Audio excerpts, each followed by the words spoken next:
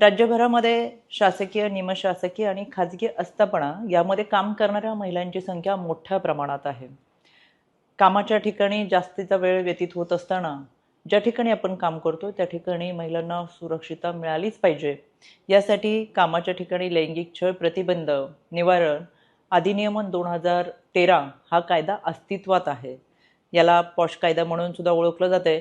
खरं तर पॉश कायद्याच्या अंतर्गत महिलांना चांगल्या पद्धतीची सुरक्षितता मिळावी या अनुषंगाने या कायद्याची अंमलबजावणी केली जाते. पण ज्यावेळेस मी राज्यभर दौरा करते त्यावेळेस माझ्या लक्षात येते की आपण कामाच्या ठिकाणी आहोत आणि आपल्यासाठी कायदा आहे, पण हा कायदा फक्त कागदावरतीच आहे आणि म्हणून कागदोपत्री असलेल्या या कायद्याची अंमलबजावणी ही प्रभावीपणे होत नाही. खरं तर या कायद्याच्या अनुषंगाने कोणत्याही महिलेला जर तक्रार करायची असेल तर ती IC कमिटीकडे तक्रार करू शकते. एका विहित कालावधीमध्ये IC कमिटीची तक्रार ही निकालात काढता आली पाहिजे, याच्यासाठी सुद्धा नियमावली आहे.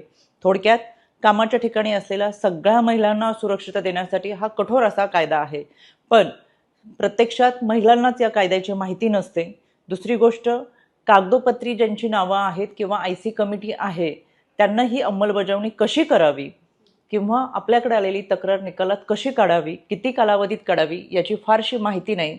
एकंदरच याची जनजागृती फार कमी प्रमाणात आहे आणि म्हणून ज्या पद्धतीने फायर ऑडिट होतं, ज्या पद्धतीने आर्थिक परिस्थिती जाणून घेण्यासाठी ऑडिट केलं जातं, त्याच पद्धतीने राज्य महिला आयोगाच्या वतीनं ही राज्य शासनाला मागणी केलेली आहे की ज्या ज्या ठिकाणी IC कमिटी आहे त्या IC कमिटींचं ऑडिट हे झालं पाहिजे आणि हे ऑडिट करत असताना प्रत्यक्षात कागदावरती असलेली कमिटी ही कार्यरत आहे का आणि त्यांच्याकडे आलेल्या तक्रारी त्या निकालात काढतात का, अशी मागणी ही राज्य शासनाला केलेली आहे.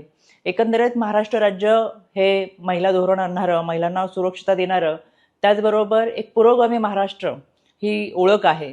म्हणून मला खात्री आहे राज्य महिला आयोगाच्या वतीनं राज्य शासनाला जी शिफारस केली आहे की कामाच्या ठिकाणी आता ज्या IC कमिटी आहेत त्यांचं ऑडिट हे कंपल्सरी झालं पाहिजे आणि त्याच्यासाठी शासन निर्णय हा राज्य शासनाने करावा अशी मागणी राज्य महिला आयोगाने केली, तर ती लवकरच होईल हा विश्वास या निमित्तानं वाटतो, जेणेकरून मोठ्या प्रमाणात कामाच्या ठिकाणी ज्या महिला काम करतात त्यांना चांगल्या पद्धतीची सुरक्षितता मिळेल हा विश्वास या निमित्तानं व्यक्त करते.